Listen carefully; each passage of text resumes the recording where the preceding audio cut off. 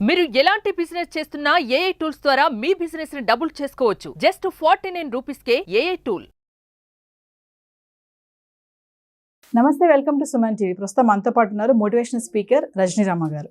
నమస్తే మ్యామ్. నమస్తే నవీన. Ma'am, previous మనం ఒక వీడియో చేసాం, వైఫ్ అండ్ హస్బెండ్ హగ్ చేసి పడుకోవడం వల్ల కలిగే లాభాలు ఏంటి అని. అవును కదా. మరి ఈరోజు నేను ఒక ఇంట్రెస్టింగ్ టాపిక్ తో వచ్చేసాను. Wife and husband okay bed పైన కలిసి పడుకోకపోవడం వల్ల వచ్చే ప్రాబ్లమ్స్ కానీ ఆ ప్రభావం కానీ ఎలాంటి దారి తీస్తుంది అంటే అసలు ఉన్నాయా మేడం అలా? చాలా చాలా ఇంపార్టెంట్, చాలా మంచి టాపిక్ ఇది. జన బాగా దీన్ని రిసీవ్ చేసుకోవాలి. ఇలాంటివి కొన్ని కండిషన్స్లో కొంతమందికి మాత్రం వర్తిస్తుంది ఇది. ఎలా అంటే అందరూ ఒకే కేటగిరీ ఉండరు కాబట్టి. ఇప్పుడు కొంతమంది ఉంటారండి, డే వాళ్ళకి ఒక టైంకి స్టార్ట్ అవుతుంది. ఇద్దరు వైఫ్ అండ్ హస్బెండ్ ఉంటే కనుక ఒకళ్ళకి డే ఒక టైంకి స్టార్ట్ అవుతుంది. ఫర్ ఎగ్జాంపుల్ 6 అనుకోండి, ఇంకొకళ్ళకి డే 8కో 9కో 10కో స్టార్ట్ అవుతుంది అనుకోండి. అలాగే డే ఒక్కొక్కళ్ళకి ఎర్లీగా ఎండ్ అవుతుంది, ఒక్కొక్కళ్ళకి లేట్గా ఎండ్ అవుతుంది. అప్పుడు చెప్పండి ఎలా ఉంటుంది కదా. సో మీరు అడిగింది ఏంటంటే పడుకోకపోవడం వల్ల. మరి ఇలాంటి కండిషన్స్లో కలిసి పడుకోవాలా, పడుకుంటే ఏమవుతుంది? Reverse question. గొడవలు అవుతాయేమో. గొడవలు అవుతాయి, విపరీతంగా అవుతాయి, మామూలుగా కాదు. ఇప్పుడు చూడండి, ప్రతి చిన్నదానికి గొడవలు అవుతున్నాయి కదా ప్రపంచంలో. ఇప్పుడు ప్రతి కుటుంబంలో ప్రతి ఇద్దరి మధ్యన ప్రతి దానికి గొడవే కదా. కారణం లేకపోయినా కూడా అవుతున్నాయి మేడం. కారణం లేకపోయినా అవుతుంది కదా. అవుతుంది. ఇప్పుడు శుభ్రంగా అన్ని వండుకుని పెట్టుకుంటాము, టైంకి వచ్చి తినడు వాడు. అవును, ఏదో చెప్తాడు, ఆకలి లేదనో లేకపోతే ఇది చూసుకుంటున్నానో. ఇదేంటి మీకు అర్థమయ్యే ఉంటుంది, మొబైల్. దాని పేరు మళ్ళీ మాటిమాటికి తీయటం ఎందుకు. ఇలా రకరకాల రీజనింగ్స్ ఉంటాయి. తనేమనుకుంటుంది, వేడిగా ఉన్నప్పుడు భోజనం చేస్తే మంచిది, రైట్ టైంకి తింటే మంచిది, హెల్త్కి మంచిది అని తను అలా అనుకోవచ్చు, ఇతను ఇలా అనుకోవచ్చు. సో అది కూడా మీరు అన్నట్టు అది కారణం లేకుండా కూడా వచ్చే గొడవ అది కదా. అది ఒక పెద్ద కారణం కాదు, చక్కగా ఒక టైంకి వచ్చి తినొచ్చు. కానీ అది తీసుకునే వాళ్ళకి అది చాలా పెద్ద విషయం అండి. అది ప్రతిరోజు కొన్ని సంవత్సరాల పాటు అలా జరుగుతుంటే అప్పుడు ఆవిడకి ఒక టైంలో ఆకలి అవ్వచ్చు, పని పాటలు చేసుకునే మనిషి అనుకోండి, లేకపోతే తన డైజెస్టివ్ సిస్టమ్ అనేది కొంచెం షార్ప్గా ఉంటుంది, త్వరగా ఆకలి అవుతుంది అనుకోండి. ఇతనికి అవ్వదు పరిస్థితి. ముందు తింటే ఒగ్గోలా, వెనక తింటే ఒగ్గోలా. మరి నాకు చల్లటిది పెట్టావని కూడా అనొచ్చు. సరే, తినేసాక నాకు పెట్టావా అని కూడా అంటారు. తను కూడా ఏమనుకుంటుంది, ముందు నేను తిన్నాను అనుకో బాగుండదేమో అని ఒకటి. ఫర్ ఎగ్జాంపుల్ నేను చూడండి కొంచెం డీప్గా చెప్తాను. ఫర్ ఎగ్జాంపుల్ ఆ రోజున ఒక రోజు అనుకుందామండి, రోజు కాదు ఒక రోజు. ఇప్పుడు ప్రతిరోజు ఈ భోజనం దగ్గర ఇలాగే జరుగుతుంది, అందులో ఒక రోజు తీసుకుందాం. ఆ రోజు కూరగాయలు కొన్నే ఉన్నాయి, కొంచెమే కూర చేసింది. ముందు తను భోజనం చేసింది అనుకోండి, తనకు ఆకలి అవుతుంది, అన్నం చల్లారిపోతుంది, ముందు భోజనం చేయాలి అని తనకు అనిపిస్తుంది. అతను రాడు, కానీ మరి తినాలి ఎట్లా. అందుకని తను తిన్నది అనుకోండి, తను తృప్తిగా భోజనం చేయలేకపోతుంది, ఎందుకు అతనికి సరిపోదేమో ఆ కూర.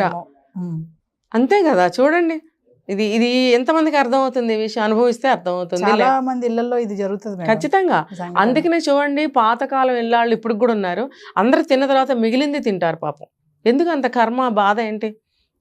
ఉన్నారు, ఇప్పటికీ ఉన్నారు, అందరూ అంతేలేండి, మన అందరం అంతే.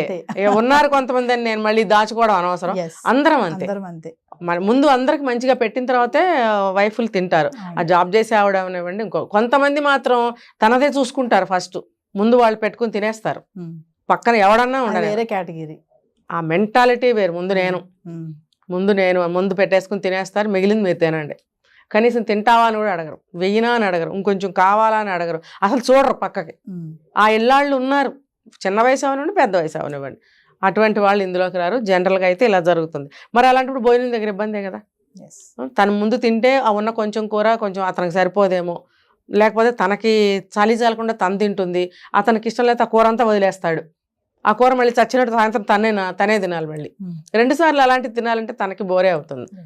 ఇలాంటి సమస్యలు ఉంటాయి. అలాగే ఇది కూడా, ఈ పడుకునే విషయం కూడా ముందు వెనక అయినప్పుడు చాలా సమస్యలు వస్తాయి. ఇంకొకటి ఏంటంటే మీరు అడిగిన క్వశ్చన్కి, ఎవరికో ఒకరికి గురకలు తీసే అలవాటు ఉంటుంది, లేదు మిడ్ నైట్ వరకు చదువుకునే అలవాటు ఉంటుంది, లేదు ఎర్లీ మార్నింగ్ 4 గంటలకు లేచి చదువుకునే అలవాటో, జిమ్కి వెళ్ళే అలవాటో, లేకపోతే ఏదో ఫ్రీక్వెంట్గా ఆ టైంకి ఏమైనా కాల్స్ ఆఫీస్ కానీ ఏదైనా అయి ఉండొచ్చు. ఎనీ డిస్టర్బెన్స్ జరగవచ్చు. అలాంటప్పుడు పక్కన పార్ట్నర్కి చాలా ఇబ్బంది. అందుకనే ఏం చేయాలంటే చెప్పుకుంటూ పోతే రీజనింగ్స్ అనేకం వస్తాయి, చాలా వస్తాయి, ఒకటి కాదు 100, 1000 వస్తాయి. కాబట్టి 2-3 చెప్పుకున్నాం మనం.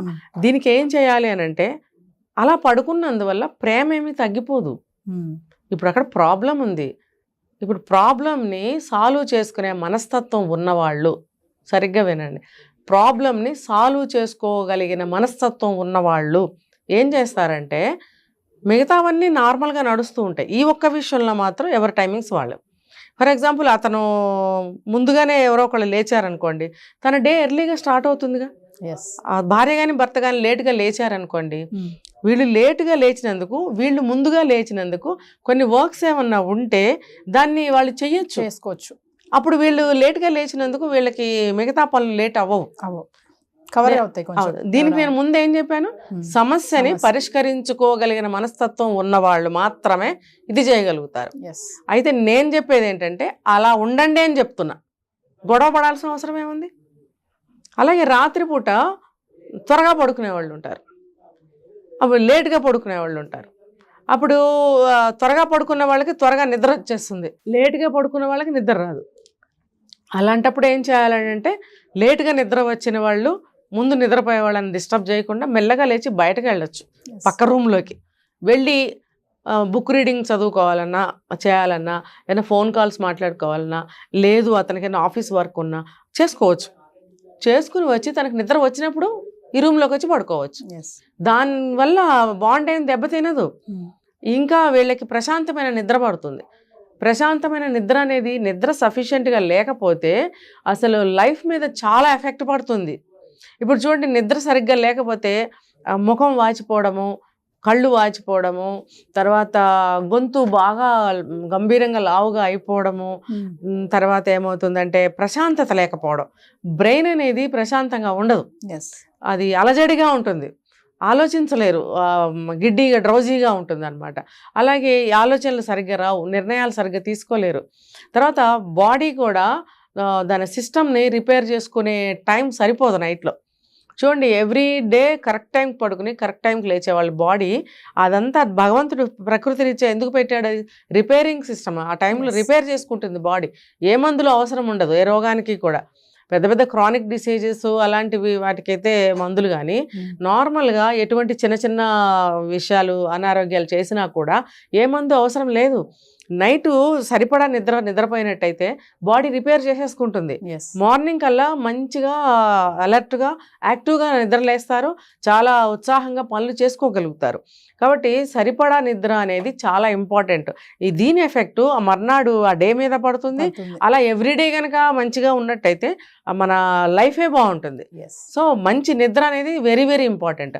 అలాంటప్పుడు నాతోనే పడుకోవాలి, నాతోనే లేవాలి, లేకపోతే ఆమె నిద్రపోతున్నంతసేపు నేను ఖాళీగా పడుకోవాలి నిద్ర రాకపోయినా, ఇలాంటి డౌట్లు అవసరం లేదు. ఇలాంటి డౌట్లు అవసరం లేదు. తనకి తొందరగా నిద్ర వచ్చింది, తను నిద్రపోయింది, అలాగే అతను నిద్రపోయి ఉంటాడు. ఎవరికైతే నిద్ర రాలేదో వాళ్ళు వాళ్ళ వర్క్స్ చూసుకోవచ్చు. అంటే ఎవ్రీడే అలాగే ఉంటే కూడా ఇంకా తప్పదు. తన లైఫ్ సిస్టమ్ అలా ఉన్నప్పుడు, తన వర్క్ టైమింగ్స్ అలా ఉన్నప్పుడు తప్పదు. మార్నింగ్ కొంచెం లేట్గా లేచినప్పుడు ఎర్లీగా ఎవరైతే లేస్తారో వాళ్ళు ఆ వర్క్ను అందుకోవడము.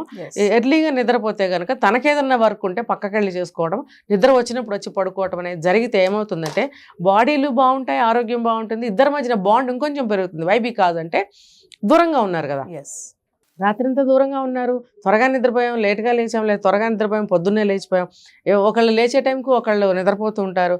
అలాంటప్పుడు ఏమవుతుంది, వాళ్ళని మిస్ అవుతూ ఉంటారు. ఆ మిస్ అయినప్పుడు ఎక్కువగా కలవాలనుకుంటారు, ఎక్కువ మాట్లాడాలి, దగ్గరికి వెళ్ళాలి, ఫీలింగ్స్ పంచుకోవాలి, ఏదైనా ఉన్న విషయాలు ఉంటే షేర్ చేసుకోవాలి, ఎన్నో ఉంటాయి కదా లేచిన దగ్గర నుంచి, అవన్నీ ఎవరితో డిస్కస్ చేయాలి, ఎవరితో షేర్ చేసుకోవాలి. సో అలాంటప్పుడు వీళ్ళకి ఆత్రం ఆరాటం అనేది పెరుగుతుంది, ఒక అట్రాక్షన్ అనేది ఇంకొంచెం పెరుగుతుంది. అలాంటప్పుడు వాళ్ళిద్దరూ ఇంకా ఎక్కువగా మాట్లాడుకోవడానికి, కలిసి ఉండడానికి ప్రయత్నం అనేది ఎక్కువ జరుగుతుంది, ప్రేమ ఇంకొంచెం పెరుగుతుంది, ఆ ఎఫెక్షన్ అనేది ఇంకొంచెం పెరగడానికి అవకాశం ఉంది. Yes. Thank you, ma'am.